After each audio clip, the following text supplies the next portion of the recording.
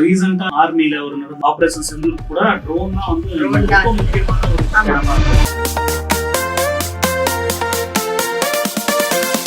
இப்ப ட்ரோன்ஸ் வந்து பாத்தீங்க அப்படின்னா நார்மல் பீப்புள்ஸ் நாங்க வந்து பாக்குறது வந்து கல்யாண வீட்டுகள்ல யூஸ் பண்ணுவாங்க. வேற எந்தெந்த ஃபீல்ட்ல எல்லாம் ட்ரோன் இன்னைக்கு வந்து ரொம்பவே யூஸ்ஃபுல்லா இருக்குங்கிறத சொல்லுங்க. ட்ரோன்ஸ் அப்படின்றது வீடியோகிராஃபிக் எல்லாம் லேட்டரா தான் வந்துச்சு. சர்வேலன்ஸ்க்காக மட்டும்தான் ஃபர்ஸ்ட் ட்ரோனே வந்து யூஸ் பண்ணாங்க. சர்வேலன்ஸ் அப்படின்னா என்னன்னா சிசிடிவி. இப்போ ஏதாவது ஒரு இடத்துக்கு போக முடியாத இடத்துல போய் கேமரா வச்சு பார்க்க போனாங்க. அந்த இடத்தோட நிலவரம் என்னன்னு பாக்குறதுக்கு லைவ் ஸ்ட்ரீம் வச்சு அப்படி பார்த்தாங்க. அதுக்காக ஃபர்ஸ்ட் யூஸ் பண்ணது. அதை வந்து ஸ்லோலி என்ன பண்றோம், நம்ம கல்யாண வீட்டுல நம்ம ஜாலிக்காக யூஸ் பண்ண ஸ்டார்ட் பண்ணிட்டோம். ஆனா அதோட பர்பஸ்ன்றது வந்து ஒரு லெவல்ல ஒரு இடத்துல யூஸ் பண்றோம். ரீசெண்டா ஆர்மில ஒரு நடந்த ஆபரேஷன் செந்தூர் கூட ட்ரோன் தான் வந்து ரொம்ப முக்கியமான ஒரு இடமா இருந்தது. ஃபர்ஸ்ட் அக்ரிகல்ச்சர்ல பாத்தீங்கன்னா பெஸ்டிசைட் ஸ்ப்ரேயிங்காக நம்ம யூஸ் பண்ணிட்டு இருக்கோம். சர்வே எடுக்கிறதுக்காக நம்ம யூஸ் பண்ணிட்டு இருக்கோம். சோ இப்ப அக்ரிகல்ச்சர்ல மட்டும் யூஸ் பண்றோமான்னு கேட்டா பேலோட் பொறுத்து நம்ம யூஸ் பண்றதுனால லாஜிஸ்டிக்ஸ்க்கு யூஸ் பண்ண ஆரம்பிக்கிறோம்.